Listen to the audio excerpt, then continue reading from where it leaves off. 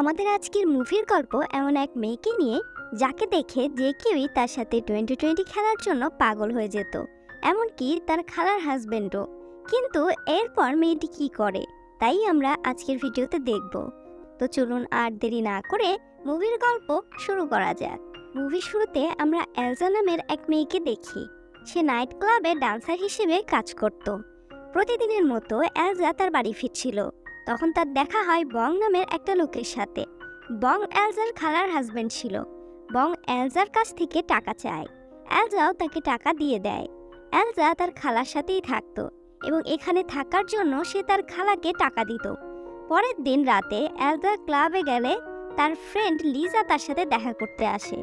এরপর এলজা তাকে তার খালার ঘটনা বলে। এসব শুনে লিজা বলে, তোমার এই কাজ ছেড়ে দেওয়া উচিত, আর তোমার উচিত হবে তোমার খালার বাড়ি থেকে চলে যাওয়া। এসব শুনে এলজা কিছুই বলে না।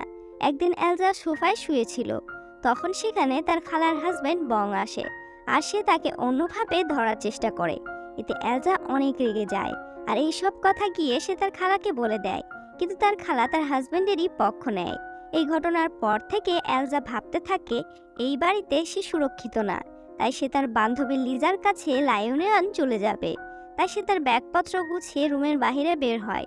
তখনই তার খালা ব্যাগপত্র দেখে বলে, যদি তুমি এই বাড়ির বাহিরে পা রাখো তাহলে আমি কোনোদিনও তোমাকে আর এই বাড়িতে ফিরে আসতে দিব না। এটা শোনার পরও এলজা বাড়ি থেকে চলে যায়। এরপর সে বাস স্টেশনে পৌঁছে যায়, আর সেখান থেকে লায়নিয়নের বাসে উঠে পড়ে। কয়েক ঘন্টা জার্নি করার পরে এলজা লায়নিয়নে পৌঁছে যায়। সেখানে গিয়ে সে একটা শপিং মলে ঢুকে কাপড় কিনছিল। তখন তার কাছে লিজা চলে আসে। লিজা এলজাকে দেখে অনেক বেশি খুশি ছিল। এরপর লিজা এলজাকে তার বাড়ি নিয়ে যায়। লিজার বাড়ি থেকে সমুদ্র সরাসরি দেখা যেত। এলজা এটা দেখে অনেক বেশি খুশি হয়। পরের দিন লিজা আর তার বয়ফ্রেন্ড 2020 খেলার শব্দ করছিল, আর এই শব্দে এলজার ঘুম ভেঙে যায়। তাই সে রেডি হয়ে জব খোঁজার জন্য বের হতে যাচ্ছিল, আর এই কথা সে লিজাকে বলতে যাচ্ছিল, কিন্তু সে তাকে ডিস্টার্ব না করেই বাইরে চলে যায়। যা সমুদ্রের ধারের একটা রেস্টুরেন্টে যায়। রেস্টুরেন্টের মালিক তাকে সমুদ্রে গোসল করার পারমিশন দেয়। এলজাও সেটা করতে সমুদ্রে যায়। এরপর সে ওপেন হয়ে সমুদ্রে নামে, আর সমুদ্রে সুন্দর করে হাপুস করার পরে এলজা তার সেলফি দিচ্ছিল। তখনই একটা ছেলে এসে এলজাকে ধাক্কা মারে, কিন্তু এরপরও ছেলেটা কোনো কথা না বলেই সেখান থেকে চলে যায়। ছেলেটা চলে যাবার পরে এলজা তার ছবি তোলে, আর আবারও রেস্টুরেন্টে ফিরে আসে। রেস্টুরেন্টে এসে এলজা জানতে পারে রেস্টুরেন্টের ওয়েটার চাকরি ছেড়ে চলে গেছে। তাই সে সুযোগের সদ্ব্যবহার করে এই রেস্টুরেন্টে ওয়েটারের চাকরিটা নিয়ে নেয়। পরের সিনে আমরা এডি নামের একটা ছেলেকে দেখি, যে বাইক ট্যাক্সি চালাতো। কিছুক্ষণের মধ্যে এলজা বাড়ি পৌঁছে যায়। এরপর সে যখন লিজাকে তার জবের কথা বলে, তখন লিজা অনেক বেশি খুশি হয়ে যায়। পরের দিন এলজা তার কাজে পৌঁছে যায়। তখন রেস্টুরেন্টের মালিক এলজার সাথে আরও একটা ওয়েটার্সের পরিচয় করিয়ে দেয়। এরপর এলজা তার কাজে লেগে পড়ে। সে টেবিলের ক্লথগুলো শুকাতে শুরু করে। তখনই সেখানে অ্যাডি আসে, আর সে এলজাকে রেস্টুরেন্টের মালিকের বিষয়ে জিজ্ঞেস করে। এলজা বলে সে তো কিছুক্ষণ আগেই চলে গেছে। এলজা এডিকে তার আসার কারণ জিজ্ঞেস করে। তখন এডি বলে, আমি রেস্টুরেন্টের জন্য ফল আর ড্রিঙ্কস নিয়ে এসেছি। এডি এলজাকে এসব কিছু রাখতে বলে। তখন এলজা বলে, আমি তোমাকে কোথাও দেখেছি। তখন এডি বলে, আমি তোমার সুন্দর চেহারা কখনোই ভুলবো না। আমি সেই ছেলে যার সাথে তুমি ধাক্কা খেয়েছিলে, আর আমি সেদিন তাড়াহুড়াতে থাকার কারণে চলে গেছিলাম, এর জন্য সরি।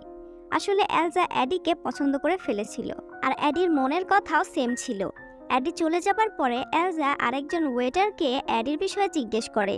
তখন ওই মেয়েটা বলে, এডি অনেক ভালো মানুষ। এরপর আমরা দেখি এডির একটা বড় বদমাশের সাথে পরিচয় আছে, আর খুব ভালো বন্ধুত্বও আছে।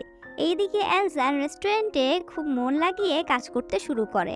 এমনই একদিন একটা কাস্টমার এলসার দোকানে আসে, আর সে এলসাকে চিনে ফেলে।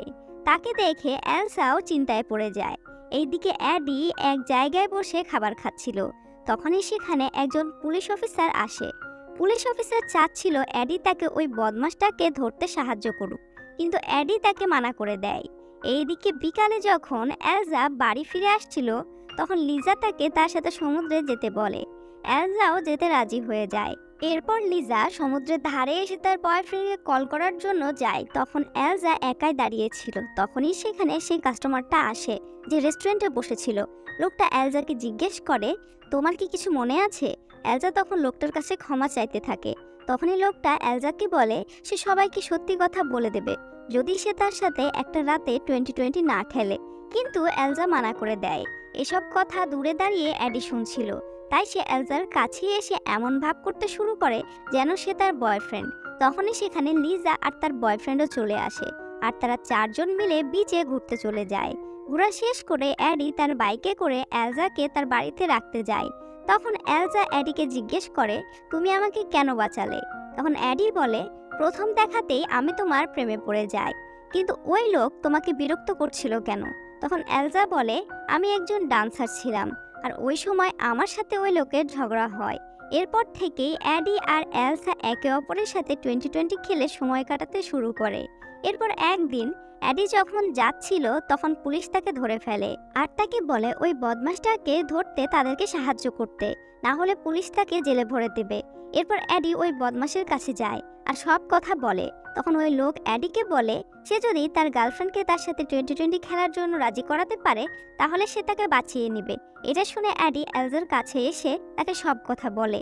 তখন এলজা অ্যাডিকে বলে আমাকে লা ইউনিয়ন পাঠিয়ে দিতে। তখন অ্যাডি তাকে বাস কাউন্টারে নিয়ে যায় আর তাকে টিকিটও কেটে দেয়। কিন্তু এসব ওই বদমাশ লোকেদের সাথীরা দেখে ফেলে আর অ্যাডিকে ধরে নিয়ে গিয়ে মেরে ফেলে। এরপর তারা এলসাকেও নিয়ে যায় আর তার সাথে 20-20 খেলে। এরপর এলসা সেখান থেকে অনেক দূরে কোথাও চলে যায়। আর এখানেই আমাদের আজকের মুভির কাহিনী শেষ হয়ে যায়।